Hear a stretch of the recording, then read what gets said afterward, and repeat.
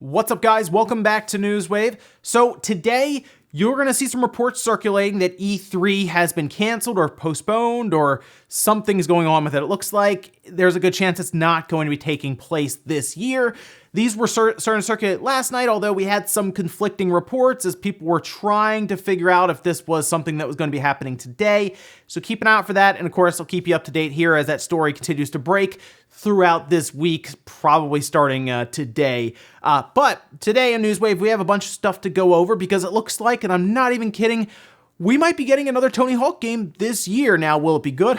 Well, we'll talk about that one and why people are pointing to Tony Hawk possibly coming back in 2020. And then also, we have to go over this collaboration between Nintendo and Lego. That's an interesting one. And then, believe it or not, EA might not be the only company, the only developer publisher creating a game for the NFL going forward. All this and more today, guys. As always, if you enjoy these videos, make sure that like button helps out a ton. And if you're brand new here, hit that red subscribe button down below as we head towards 400,000 subscribers. And we're going to start today with Horizon Zero Dawn going to the PC. Yes, we've talked about this at length. It hasn't been a well-kept secret, I'll say that. It's been pretty easy to see how this could be happening from Sony as they kind of shift their focus towards the PlayStation 5, and maybe they're looking back on some of their older library that, I mean, let's face it, Horizon Zero Dawn's $10 on the PlayStation 4, and I don't think it's selling like gangbusters anymore, so why not move it to another platform? And at the same time,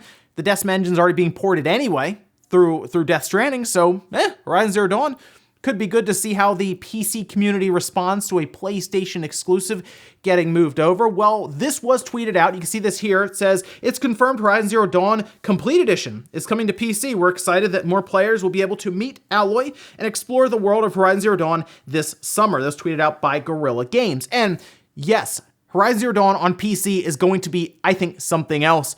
The game looks great on the PlayStation 4. Now take that, move it over to some pretty powerful video cards and systems, and you could probably see some crazy high frame rates. I mean, think about Horizon Zero Dawn, like, for me anyway, 1440p, 144 hertz monitor, G-Sync enabled. Yeah, that's going to be great. But it is cool to see this game getting moved over finally. It looks like it's hitting this summer. It already has a Steam page, so you can go by, check it out. But keep in mind, this is the Decima engine getting moved over for the first time alongside Death Stranding, so keep in mind there could be some problems. Maybe wait before you pre-order, just see how everything turns out. Also, check out this fan mod that someone did. It actually was posted, you can see the image here, over on their blog, Built by Brock, and it shows GameCube ports in the Switch dock. That is an awesome idea. Now, of course, if you're a big-time Smash player, this looks amazing to you right now, I'm sure, considering you don't need to have the cable, of course, in the box running off of the side of it, although you could argue that that does make it a bit more accessible than having these ports on the back of the dock, a part that you don't really look at. I just like the idea of GameCube ports just being built into the Switch dock because that's more or less where we're going to be using it anyway, and it would free up USB ports and all of that as well. Now, you also have to look at that and say, well, somebody could rip it away and then the whole Switch falls over. But, I mean, at that point, they've probably developed this specifically for them, and I'm sure Nintendo might be able to play around with the idea, but more than likely, they could put it on the sides, maybe. You can even put it on the front with, like, a flap that lays over it, like we had with the Wii, where it would be on, like, the top, kind of. I just like the idea of building that in there, but, of course, for Nintendo, that means there's one less accessory to sell us for the GameCube ports. Either way, really cool to see these fan projects and see them kind of think outside the box to solve something. Also, Ori, Will of the Wisps, out today. I'm going to be playing it most of the day, to be honest. I've been looking forward to this game for a while. It looks amazing. And we did get Metacritic scores out. It currently sits at a 91. Yeah, doing pretty well for Ori. Yeah, look, I think the original Ori, the first one, did, I think, an 88 on Metacritic, so this could move up and down, but the idea here is another fantastic title in the Ori series, so yeah, I'm going to be playing this quite a bit. Love these games, love Ori, and it looks fantastic. If you see it in motion, it looks crazy. People were joking every scene is a background or a wallpaper. Yeah, it is, and of course, you'll get the emotions, the feels in there. I'm going to have a blast playing this today, but let me know if you're grabbing Ori. If you have Game Pass like I do, it's I already preloaded it because you could preload it, I think like last week you could start. So I'm pretty much ready to go on this, and I'll be playing it most of the day. Hopefully be able to give you guys my impressions and thoughts before the weekend. Otherwise, I'm sure we'll be talking quite a bit about Ori on the Spawncast. And guys, with some of the quick news out of the way, let's get into the bigger stuff. Let's start with Tony Hawk right away. Now look, I'm a big Tony Hawk or skate fan. I love playing these skateboarding games, a lot of fun. I really enjoyed, if I had to pick one other than those, Skater XL, which is coming to, I know it's coming to Switch and PlayStation 4 later on this year. The Xbox has Session, but I've really enjoyed Skater XL out of those. Otherwise though, Skate 3 by default, because in 2015 when Tony Hawk Pro Skater 5 came out, it wasn't good, and I checked it out as recently as like a month ago.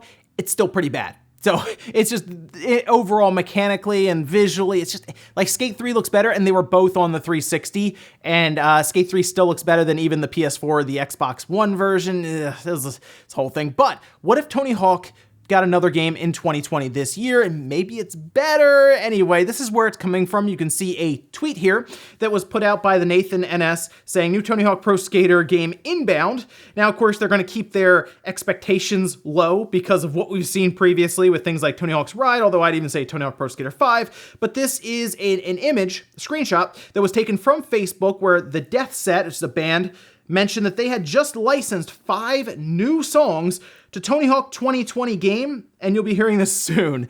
What's an NDA? You know, who knows? Who knows what that is? But okay, concerns. A lot, yes.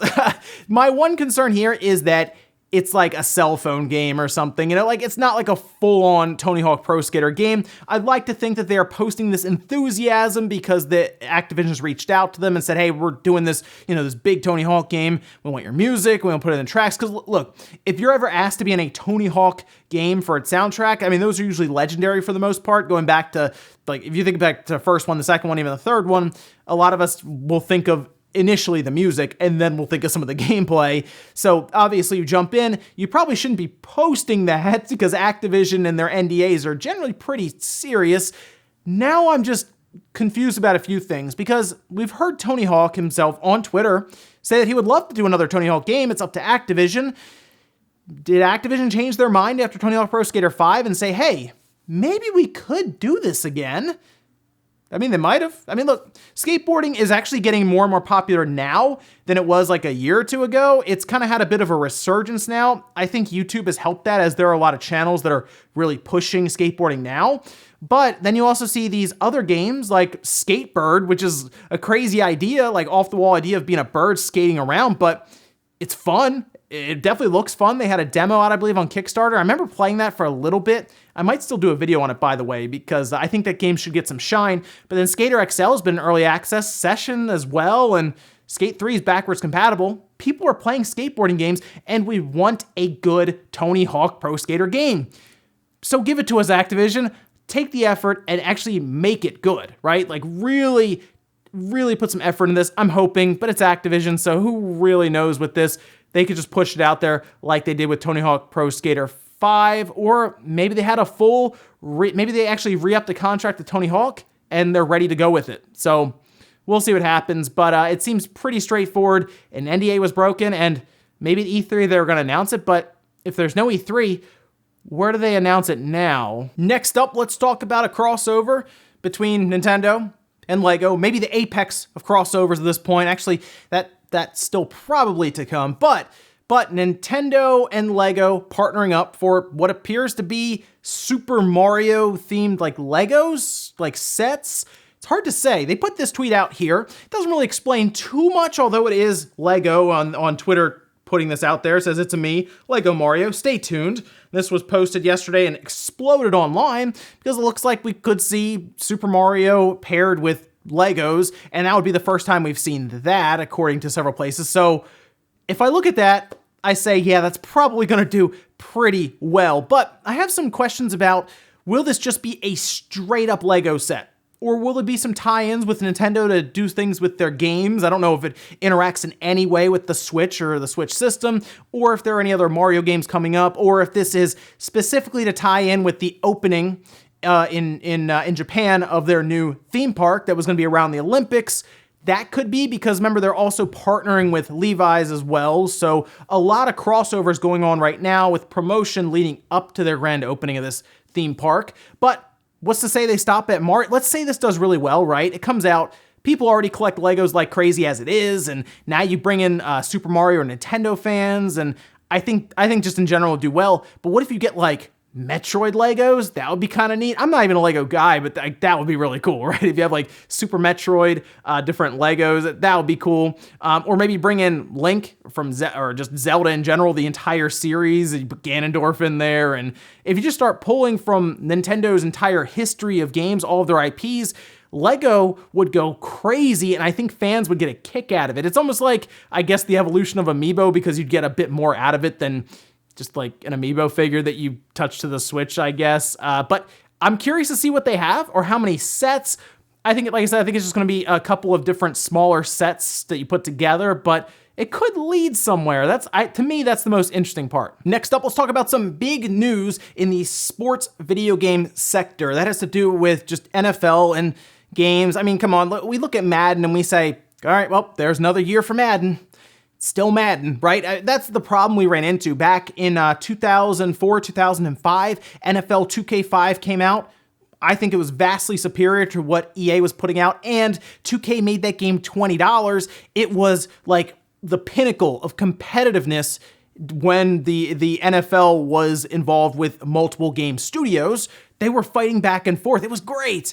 And then EA picked up the rights to it, and that was it. There was no more competition, and we've kind of seen what happened to Madden at this point. It feels lackadaisical. It feels like they don't put a lot of effort into it. Now, look, it still takes time and effort to build these games, but it was definitely not as innovative as it was back then. So naturally, we all got very, very excited when it was reported that 2K had entered into a multi-year deal with the NFL to create games. And when I read that, I got so excited. I'm like, whoa, is 2K coming back with is NFL 2K21 or 2K22 gonna make an appearance to push EA? Not quite. It's for non-simulation games. So consider we've had NBA Playgrounds that Saber did with 2K, right? Remember they partnered with them and we had a 2K branding on it. Think of something like that, which isn't necessarily bad, because EA is pretty busy with the simulation side, but we could get basically an NFL Blitz, like something like that. That would be cool. NFL Street. I think I'd be all right with that with 2K, because while it's not going to be as straightforward and simulated like we've seen with just Madden, it could still be a really fun arcade-style football game, and why not? It's options still. Sure, people like to, of course, do all the simulation stuff and run the seasons and play online, but it's still really fun to play these arcade style games. I know Playgrounds was weird with some of their stuff, but the gameplay was like Blitz or like NBA Jam, and it was really fun, and Blitz was always a great time. So if 2K can come out here, multi-year deal, which probably means we'll see yearly entries of this. I mean, let's be honest, they're gonna milk this thing like crazy. But I mean, if it's good and it's fun, I'll at least check it out to see what 2K comes up with. But we also know that 2K is very good with NBA at putting a ton of microtransactions, lottery stuff, all kinds of slot machines, so we'll keep an eye out on that as well. But I'm at least excited to see at least indirect competition in the NFL, the football gaming space, because you never know. NFL might look at 2K and say, wow, they're making a very good product. Do we need EA anymore? Because maybe 2K can handle the simulation stuff too. And in our last bit of news, let's finish up talking about Animal Crossing. That's out next Friday. People are pretty excited. I think at this point, everyone's just sold on it who wants to pick it up. We're just waiting. It's like, come on, we don't even really need to see reviews as much, but it is still interesting to see the first one pop up in Famitsu. Animal Crossing New Horizons did get a 38 out of 40, which I'm already way ahead of you. That means it's better than Sonic Forces. Yes, shocking. Yes, I know. But Famitsu, their reviews are a little weird to me. Sometimes they'll put something pretty high up there, like give it a perfect score, and I look at it and I go, yeah, really? And then other times they will just destroy a game in terms of review scores, and it comes out and it does pretty well everywhere else for reviews. But consider the fact that that is 1 point higher than several games like Astral Chain or Fire Emblem Three Houses or Super Mario Maker 2. It is 1 point less than New Leaf, but that's pretty good company, I would say, and I think Animal Crossing is going to come out and do pretty well, so look forward to next Friday, as I'm sure many Animal Crossing fans already are, and we'll see what the Metacritic score is on that and everything. I kind of look at Animal Crossing, I'm saying that is actually a pretty hard game to review overall, because how do you see all of Animal Crossing? You know, like that would take forever. Like, I don't know. You have to basically judge it on what you can in like 30 or 40 hours and go from there. But it's going to be a game that sticks around for a long time either way. But a 38 out of 40 is a pretty good starting spot. And we'll finish up with the comment of the day, as you're seeing here. This one is from Mad Tim, saying, "So much for retirement. I can imagine Reggie sitting at home bored hearing the news about GameStop circling the drain. Suddenly Eminem's song Without Me starts playing and he jumps up and runs out the door. I hope he can pull this off like he did for Nintendo. People love to hate on GameStop, but we'll miss them when they're gone." I do agree that when GameStop, or if they go away, we'll say, if they do go away, yeah, I think there will be a hole in the market that people notice. I think people will kind of miss the idea of a full-on video game retail chain that is easily accessible, right? It's not a mom and pop shop that only exists in like a certain part of the world or a single state in the US, for example. It's something we can all go to for the most part, or order online to pick up a game. So with them missing, yeah, that'll hurt a bit, right? Even if people like to make fun of them and all of that. But let's be real, Reggie probably got paid pretty well, right? There was probably some pretty good incentive there. And I mean, he probably looked at this and said, well, it can't get much worse. And even if they fail, people will just say, well, it was GameStop. It was bound to happen anyway. But if he pulls it off, it'd be legendary. It'd be this crazy story of Reggie turning around along with the two others, GameStop, something that people thought was just done. So either way, he kind of wins. And ladies and gentlemen, that's going to do it here for Newswave. Enjoyed this video, hit that like button, guys, really helps out. If not, hit the dislike. Leave comments down below about everything we talked about today, whether it's 2K, getting involved with the NFL, maybe making a game, while it's not going to be a simulation football game, maybe it could be something that gives EA or gives NFL a little bit of pause when they look at EA putting out the same Madden every year. Also, what do you think about a new Tony Hawk in 2020? Can it be any worse than Tony Hawk Pro Skater 5? We'll maybe see about that one. And then what about the crossover between Nintendo and Super Mario and Lego? Thanks guys for watching, and I'll see you next time.